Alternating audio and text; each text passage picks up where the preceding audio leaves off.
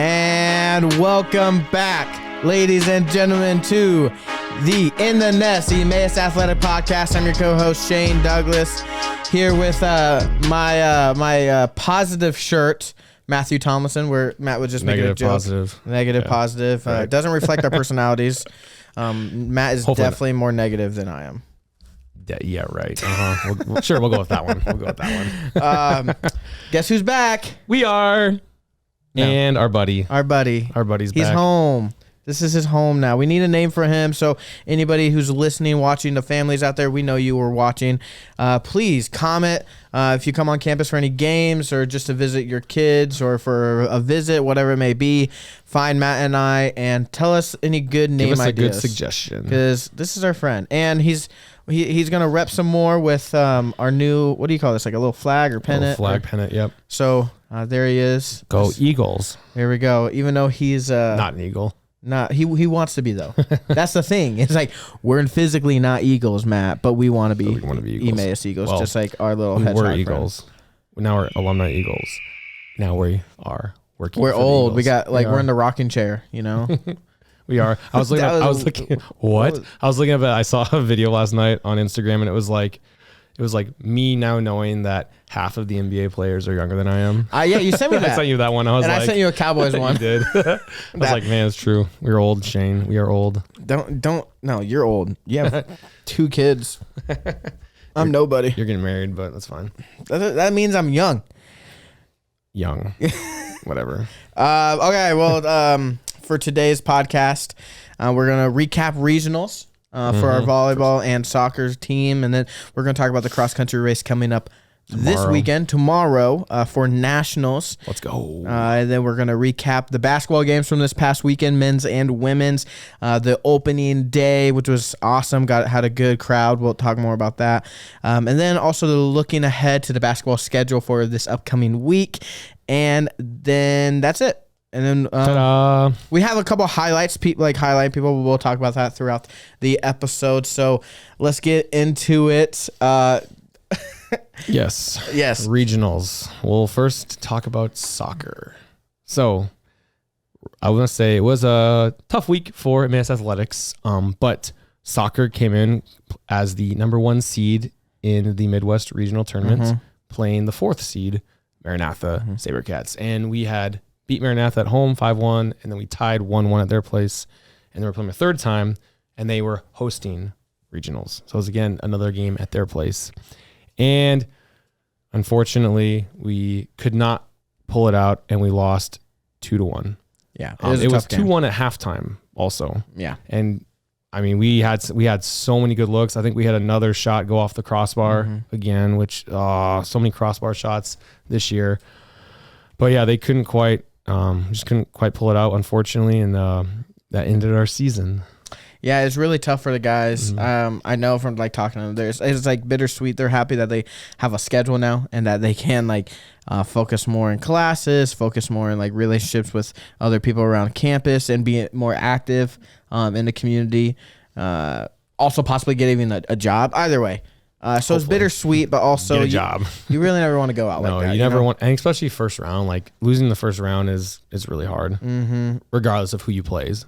So or what seed you are. Yeah, and I mean losing period is tough. So, but a win or go home situation is really tough. And knowing that, I think what's really was frustrating for the team was that they knew their skill, they knew the talent that they had, and you can look at our team and if people said we didn't deserve the 1 seed, give us a 2 seed, because we were definitely one of the best teams in the region this year, and I would even argue that we were one of the best teams in our conference. And with a healthy roster and a team that was competing together the end of the stretch of the season. I mean, that 7-game stretch when they didn't lose. Exactly. It would have been really tough to take us down in conference and then carry that momentum into regionals, but we weren't healthy. The team didn't really play with Christian for a while. They hadn't even practiced with him, and I mean it's hard when Christian is your main goal scorer. Yeah. It's hard to, and kind of showed the last couple of games of just we were trying to really pull out any goals we could, and we had lots of good opportunities, but when he's your main threat and sometimes your only threat. Like it's just tough. It's really tough. And like I think you could see that during the game on against Maranatha was they had Christian for most of the game, you know. Oh, yeah. But he was still injured, still hurting a little bit, and I mean, there was you can one tell he play in wasn't the first 100%. half, they dropped 5 guys into the box when he had the ball. Like they were really honing in on him. Yeah, and to try to stop him. And that's the thing is like, it's just having a young team. They weren't able to kind of find their footing, and I think I'm honestly kind of encouraged. I'm encouraged by the season. I'm encouraged by the loss. You know, I know it's a loss, and you're like, Shane, why are you saying that? But the thing is like now they have a taste of what it feels like to come up short.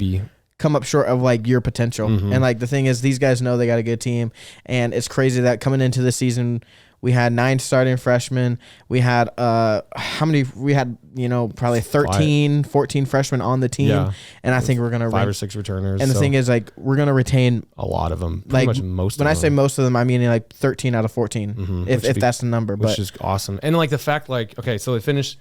This is the first year since the 2018 team, which we finished with a winning record. Like that, man, yeah. And I mean, this is that year, the 2018 team. This year, like, it's the first time we've had winning seasons in like I don't know, 10 years, 12 years, and like so 6, 5, and 3. Like that's nothing to be ashamed of. Like having a winning season alone is huge. And here's the thing: you can kind of compare. Don't compare it to 2018, but like 2017.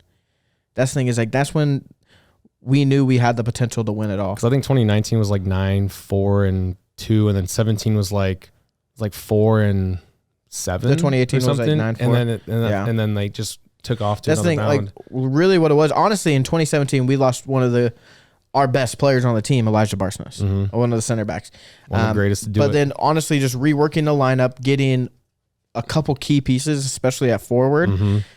It turned the 2017 team with the same roster, just adding like one new player, same roster, reworked, adding one new player. 1 year of experience for a lot of those guys. Exactly. Like, that's the thing with this team. Like, I mean, all that experience they had this year, like, we're a couple pieces away from like. Yeah, and we were on, Matt and I were on the road the other day. We were talking about we were talking about a lot, good conversations, but. Love our conversations. It's true. And then, but like one of the things we were talking about was the recruits for next year, and this includes cross country and volleyball and, and basketball. How many basketball recruits do you guys have right now? In like, I mean, we have a big list. Big list. Don't say the numbers, but a huge list. And last thing is like, there's so much potential for next year for all athletics going forward. And like we say that a lot. We're very optimistic on the show. Maybe blindly, maybe like it's maybe annoying to some people that like, okay, Matt and Shane, stop being so optimistic. But that's coming off of like, the 2022 season for soccer. That was they were 4 and 8, and the year before they were like 2 and 12. So it's like we're looking at optimism coming off from like not bad seasons, but like losing records. But now we're saying like, okay, like that optimism is here. Yeah, we had a winning record. We had a really good team this year, but wait, next year. So it's like, and ultimately we're just a big difference. We're just two fans sitting here, Of course, you are more a part of it being in the athletic department. But we're two of the biggest Emmaus Eagle fans out there. It's true. It's like, So, I mean, I look at the soccer team this year, and I'm happy they got a taste of what they did this year, and they have a year under their belt. And now they know what they need to do to get to that next level. And I'm not saying like we don't have the team this year, but it's always nice bringing in new players, and I think and good talent to elevates the good talent on the team currently. Yeah, like I think of like most of the guys this year and having a year under their belt, learning a lot. I mean, 1 year of experience is like it's that. Crazy. You can't beat that. So looking forward to the soccer season next year and for the off season. But we'll talk more about soccer off season and get there. Any potential or not potential, but any official signings that we have. Soon. So yeah, it's gonna be really awesome. So, but honestly, congrats soccer for a great season. And I want to shout out. Get this Eagle. Congratulations, Josh, Matt, Christian Anderson, and Caleb Hunter all received first team all region, and then Tucker, Kappas, and Bennett Kreiner, and the one, the only Zach Ort got honorable mention, which is awesome. And so soccer they do first team honorable mention. They don't have first, second, and honorable mention. They should do first team. I'm happy that Zach Ort was he got on that list. For potentially his final season. He does have a COVID year. He does have a COVID year, so he could return next year. And one of his best friends is returning to the team, so that's gonna be really awesome. Yeah. So I mean, Soccer. What a good great job. year soccer had. It's good. What a fun year to watch. All right, let's turn the page. Let's go into volleyball now. Let's recap volleyball regionals. Volleyball. Another heartbreak, Matt, which sucks. Like it was honestly, it was not a good. Like we should have called this not a good weekend for Emmaus Athletics. It's true, but like I mean that's. You'll have some. Yeah. You'll have bad weekends. You'll have great weekends. Like I was telling Coach McHugh, it's a roller coaster. Today, like just as easily as going 0-6, you go 6-0 in a weekend. So it's like anything can happen. But yes, going into regionals, the girls had the 3 seed, and they were playing the 2 seed Maranatha, who Maranatha was I believe they were the reigning conference or regional champions from last year. Yeah. So tough team. Obviously, they have a fantastic history and program. With just the amount of they haven't missed a national. They have not missed a national tournament since 2010. Which is crazy. So, I mean, that's ridiculous. But so we played them 3rd time. We split in the regular season. They beat us at home. We beat them there. So we're playing them at Moody. Moody was hosting the regional tournament, and tough game. Tough. Girls did struggle a little bit. I mean, I think it's a long season, and it just came down to that, and they couldn't quite pull it out. They ended up losing 3-0 to Maranatha in straight sets. The last 2 sets were fairly competitive, so they were there. But I mean, like we just said with soccer, like having that experience under a belt, Maranatha is top 3 players are all seniors, and so they've tasted that. They know postseason how to do a postseason deep run, and their coach is extremely experienced. And we had most of our team was freshmen, and so it's just a big difference. People don't realize the difference between. I mean, they do, but at the same time, they really don't realize the experience between your senior year and a freshman year is just drastic. It's crazy. And so, it was unfortunate that they ended the season, but I mean, just coming from last year to this year, I don't think we could have asked for a better season. Yeah. Oh especially coming off of last year's season, didn't win a game. Crazy. Didn't win a game to. How many sets? Do you know how many sets they won last year? I think it was 3. And we won 3 sets in the first weekend this year. So it's we won the first set of our season. Yeah. So just crazy. And I think I just so encouraged. Finish the season on a low note, on a bad note. But I mean, we know this team. This team knows who they are. We know the talent coming in next year, and it's man, it's gonna be. That's the thing is we were already talking about how optimistic we were about soccer, but I would even say the picture is more clear for volleyball, and cross country. We were at the bottom of the bottom, talking about look guys, next year is gonna be great, and here we are, nationally ranked. To just looking ahead of next year, it's man, crazy. And I think even just the individual no talent showed off this year. I mean, we have. Caitlin Rand, look up my notes. Caitlin Rand got 1st team, all region. Jenica Beach, her cousin, 1st team, all region. Yes. And she got Libero of the Year. At regionals. The Northwest Regional Libero of the Year. And what grade are they in? They are freshmen. Oh, wow. Crazy, right? And then Sayla Gregory and Michelle Striley got 2nd team. All region. So I think volleyball. So it's funny. Soccer does 1st and honorable mention. I think volleyball does 1st. There's so many for soccer. So that's 11. Yeah. So 4 freshmen, 2 getting 1st team, 2 getting 2nd team, and our Eagle Impact Person of the Week. Yeah. Coach Richter. What? Coach Pittman called it 2 weeks ago or 3 weeks ago. Yes, sir. But Coach Hannah received the Midwest Regional Coach of the Year. Awesome. God, that is such a cheesy. It is. But I mean, it's so cool. Obviously it's not hard to recognize the difference, but it's true. How literally inherited the team 0-16 last year, like we said. Yeah. Not won a single game. 1, 2, maybe 3 sets. To this year, where they finished, their final record was 10-12, but they ended the regular season 9-9 at 500, which is the first time they've done that in 4 or 5 years.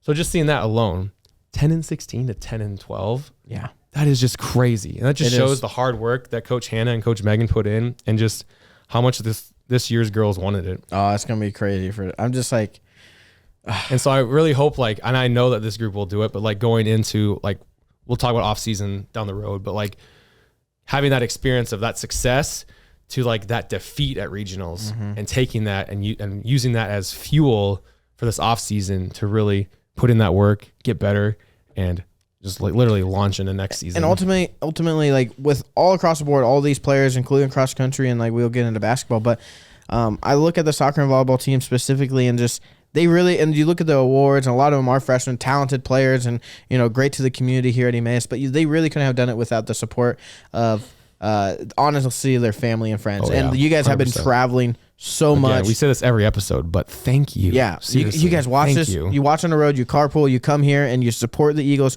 You guys are Eagles as well, right? And I love it. I love coming to the volleyball games, to the soccer games, and always seeing the families of the players. And it's fun hearing awesome. the opposing announcers being like, "Wow, Emmaus fans really travel." Yeah, and it's they do. They do. Yeah, they really do. I mean, Maranatha is not too far. No, it's not, but still, it's yeah. I awesome. honestly I just mute it honestly. So just like the board, but anyway.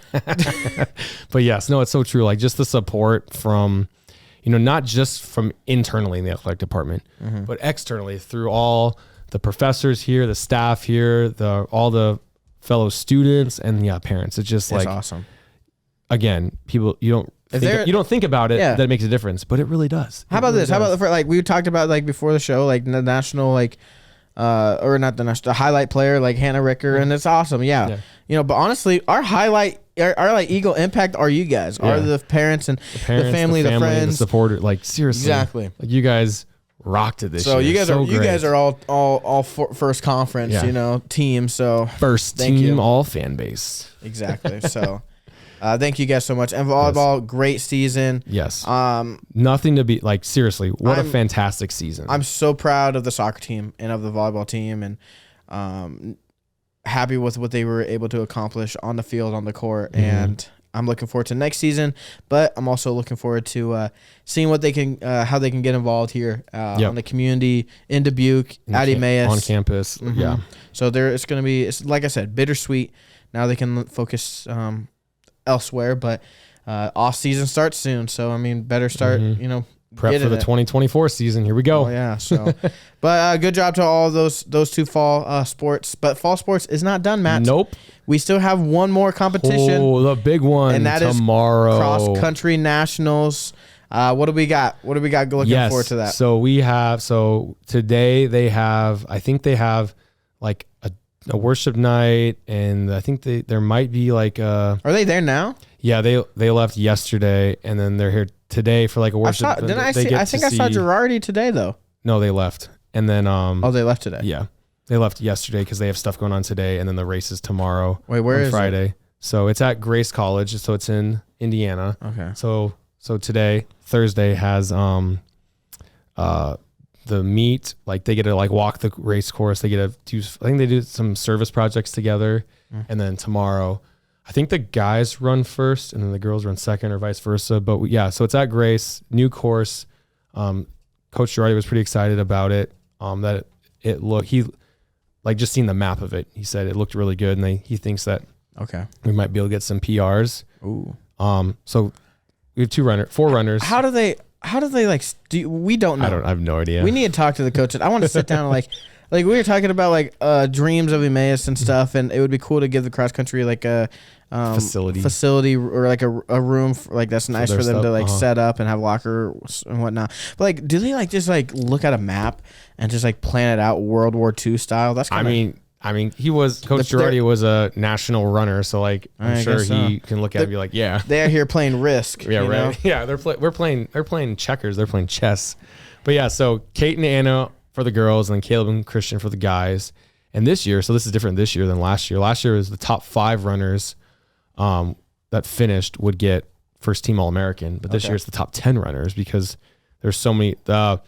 The cross country for men and women in the NCCAA has grown a lot in the last year. Yeah. Last year, I think they said that there were only 6 teams that qualified as a team. But this year there's 11 or 13 teams that qualified as a team. So it just shows, the growth in that, which is awesome. But yeah, so Kate has a real good shot at getting first team All-American, because I think right now she's right on the 11th place. or I think she's 14th actually, but 14th to 10th is like reachable. Couple seconds. Which is like, which is a lot. Yeah, which is a lot, but still like, I mean, one extra push.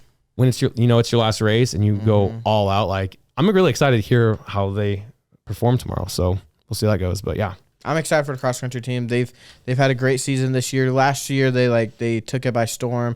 No one really expected cross country to do as well as they did last year. But awesome. And then this year they've honestly have kept pace.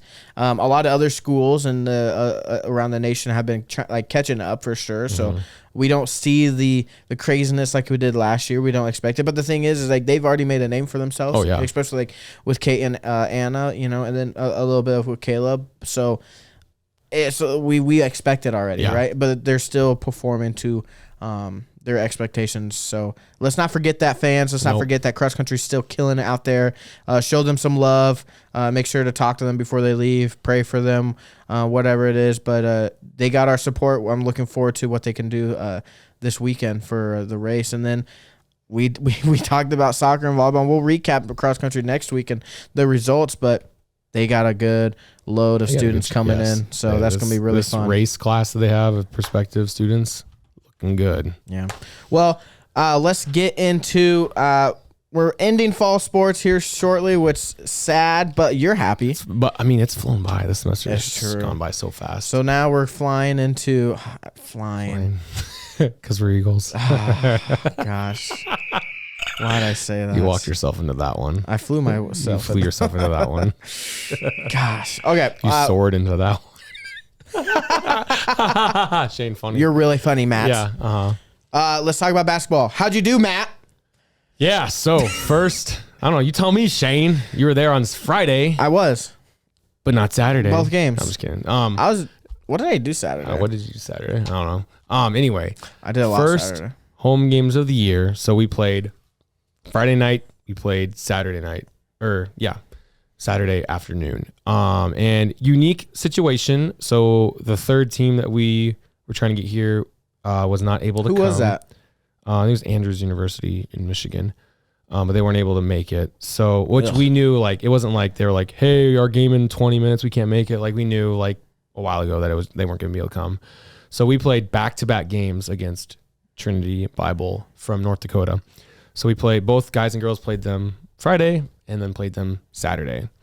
And so Friday night was fun, I guess, because obviously first games of the year. We had a scrimmage, but the girls hadn't yet. So it was their first time going. But I mean, as you say, the ball didn't drop our way Friday night because the girls ended up losing by 9. So they lost 57-48. To speak on that, like they showed, I'd say on both teams, both of you, men and women's teams, showed great effort in the second half. And not even great effort sounds bad, but honestly, you guys looked really good in the second half. We played a lot better second. Like, we dug ourselves in a big enough hole in the first half that we couldn't get out of it. But second half, we played really well. So the girls ended up losing by 9 on Friday night. And then, we ended up going to halftime down 11, but we had a really good second half. We shot a lot better, but we ended up losing by 6. So 78-72 after our game was against Trinity. And then, games were at 6 and 8, and then you turn around and you play 14 hours later. Yeah. So that's really so tough. that is so hard to do. And it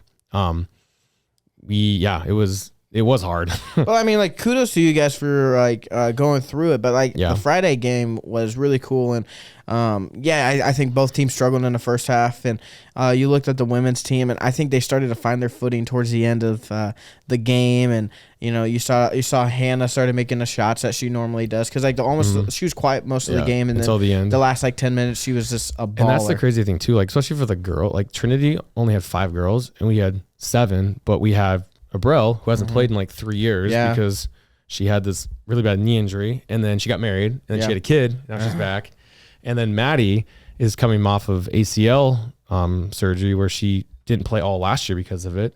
And so once they get that rust off, it's there. So we'll have 7 girls that are able to compete. And so then you had Erin McKenna, freshman. Erin looked really good. Yeah. Obviously she hadn't played basketball in a couple years too, since because she went to DMAC and then came here. So but she had some I think the first half in the second game. So on Saturday, she was 5 for 6 and had 12 points in the first half. It was awesome. Good. That's really awesome. Yeah, the girls had an amazing first half and a horrible second half on Saturday. That's tough. They went into halftime up, I think, 22 points. No. And then they ended up and then in the second half, they lost by 18. Yeah. Wow. It was I didn't know that. Yeah, so like they shot like 60% in the first half. They made everything. And then second half they only scored 7 points in the second half. So like seeing that, like encouraging, like it was so quiet when you said that. Yeah. Like man, I know. Like, well, we don't got to say anything. Like, no. I just like feel bad for the girls. Like they know. That's the thing is like, yeah, they know, and like that's encouraging. Their like game. they literally like knowing like, okay, we can go up 22 points going into halftime, but you have to come out of halftime and be able to perform. So that was unfortunate. That really stank. But and then we played right after them, and we played a little bit worse than we did Friday night. We shot pretty bad. Both games we shot pretty bad, but we ended up losing by 10, so 77-67. Finished the weekend. Both teams 0-2, but I mean, you have to like take into account. You don't want to like you go into like the first weekend and you'll lose, and you're like, oh, in the season, blah blah blah. But it's just it's the first games, and anything can happen in between. So but I like the thing is like. It's the rust, we got Nash. Yeah. Nash came back. Nash came back after not playing last year, and so like I see that thing you have right there of him scoring. And that's the thing too, like like we shot horribly from 3, both games. Mm-hmm. But if we shoot like an average number from 3, it's a game changer. And I also noticed like free throws, like we weren't able to make them. Yeah, Friday night we could not make any free throws. Friday night we were not making like. And you have to you make those free throws as the games change, we win. And I remember when I played, like it didn't matter if it was my freshman or senior year.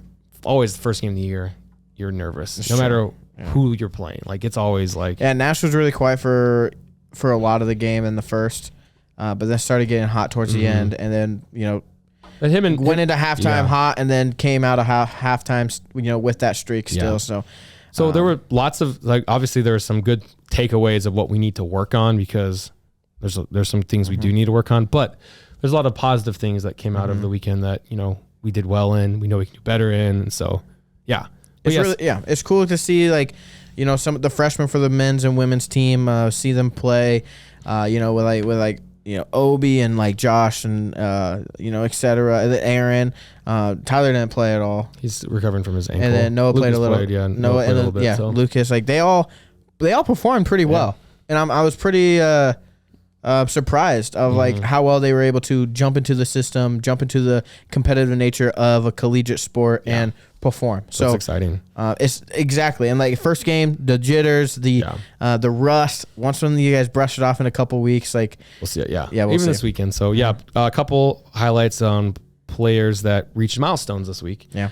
So Anna Harwood, one of our seniors, achieved 500 career points over the weekend, which is exciting. And then Hannah Boyer, our other senior, scored her 500th point at Emmaus. And so she had 2 years at FLBC, and then the last I think 3 years here because she had her COVID year, and she surpassed 100 career blocks. That's awesome. Which is a record of at Emmaus. At Emmaus. And then, she's a blocking machine. And then Nash, who played 2 years ago, didn't play last year, but is back now, scored his 500th point. That's impressive. So honestly. So that's exciting. That's really cool. So kudos to those guys. Awesome that we have them back. They're playing. Can't wait for the rest to get off, and I'm looking forward to this season moving forward. I love basketball season. It's fun to watch. It's the best. And so tomorrow we're on the road. We travel up to Minnesota. Yep. So we play Free Lutheran Bible School tomorrow, which Hannah Boyer on our girls team and Mitchell Marr on our guys team both came from, because they're just a 2-year program. And then on Saturday we play Providence University College, and I think they're a seminary too from Canada. So, not a regional or national game, but on Friday. But Providence is in the NCCA, so that'll count for stuff. Yeah. Oh, the Free Lutheran one? It will, but it's not like... it won't count towards like conference or regional? Correct. Okay. Or I don't think like depending on the outcome, like the power ratings will be are rated differently. But yeah, it's still a game. Yeah, still a game. So on the road, and then going into Thanksgiving break Thanksgiving break next week, we play Moody on Tuesday and then Maranatha on Thursday. Okay, so we got a couple games going on. Okay. Yeah. Which ones are home? I think both are home, or it's home and away. I think Maranatha's away. Maranatha's away. Moody's at home. So Tuesday, and the girls will play Mount Mary on Tuesday. So yeah. We're running out of time, but give us a quick report of the team and what they need to do to walk away from this weekend with 2 wins. Well, number one, we got to shoot better. Okay. Like I was saying, like I was telling Coach Parker and I were talking, like, okay, we scored 72, 67. We didn't shoot that well. And the fact that we can score 70 points with not shooting well, that's a good sign. So we got to shoot well. We got to have better just awareness on defense, because I think we played pretty good defense, but we need to focus more on like helping the helper and stuff. And I mean, we just got to go out there and get the job done. Yeah. So good things will happen. So awesome, sweet. Well, looking forward to that. Basketball. So what Matt's saying is just the basketball teams. The game is in their hands, and if they can make their shots, obviously, and play well. Basketball is a simple game. Score more points than the other team. It's true, actually. Just run up and down the court, put it in the hoop. So yeah. But so that's exciting going into the winter sports and /spring, I guess, with basketball and fall is ending. So keep a lookout on our social media for updates or even live stream to continue to support the Eagles. So last thing to talk about before we leave is on a more serious note. We were just informed earlier this week that the head coach of the Great Lakes soccer team passed away suddenly over the weekend, I believe after or during regional play for the soccer team. We're not quite sure when, but just a huge tragedy for Great Lakes as a school. And like I've been saying, like stuff like this doesn't just affect them. Like this affects all of us that are in this realm. Like they're in our region. Like we play them in all sports, and it's just such a heartbreak. I can't imagine. I remember when you told me that the other day of the passing, and it just, I don't know him, but it hurt.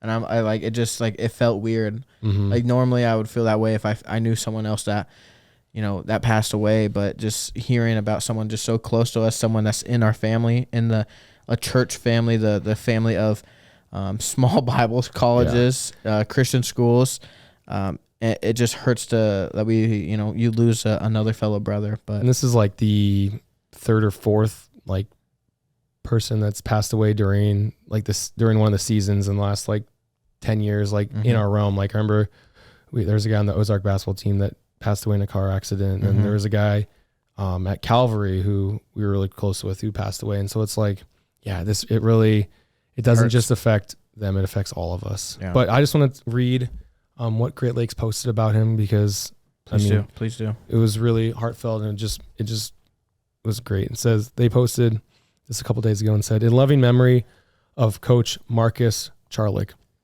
It is with heavy hearts that we share the news of the passing of soccer coach Marcus Charlick. He touched the lives of many young athletes and was a source of inspiration and guidance both on and off the field. Marcus will be remembered for his ability to bring joy to the players on his team, making soccer fun and exciting for them. He was a man of faith. He loved Jesus and trusted him with his life. Our deepest condolences go out to Marcus's family and friends, his team, and all those who had the privilege of knowing him. He leaves behind a legacy that will forever be remembered in the hearts of those he influenced." And then they said details regarding memorial service will come at a later date. And so, just heartbreaking. I mean, he was married, and he had, I'm not sure how old their kid was, but it's just really hard. Yeah, it's sad. And we here at Emmaus are, no strangers to people passing away. Having a Bailey DeVries a couple of years ago, a student passing away, and then a professor and chancellor of Dean Smith and David Glock. So it's a tough time for sure, a time of mourning, and but ultimately a time of reflecting.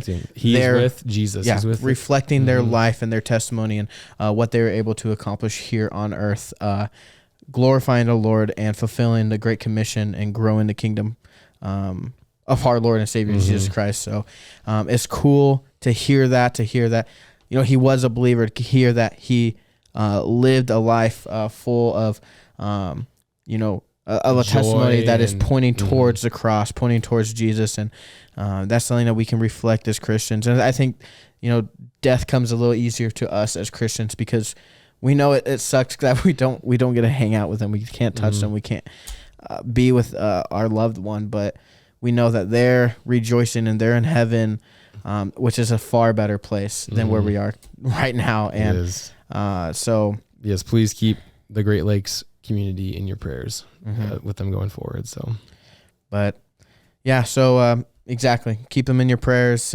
Pray for, honestly, like I feel like we can't really plug Emmaus right now, so we won't on this episode. We'll just end it. But honestly, if you're watching this, just pray now. Pray for Great Lakes. Pray for people in your life who might not know Jesus as their Lord and Savior, who maybe they think they have a relationship with Jesus, but does Jesus have a relationship with them? So keep that in your minds, keep that in your thoughts, and pray for them now, and reach out to them. Honestly, maybe this is a little message, is just to, if there's someone on your mind right now that you're thinking about, a family member, a friend, a neighbor, reach out to them. If they've been on your heart, go knock on the door, send them a text, send them a call. Do it, so. You never know when it's our time to go, and let's live our life to the fullest, and the fullest meaning living our life for the one who gave his.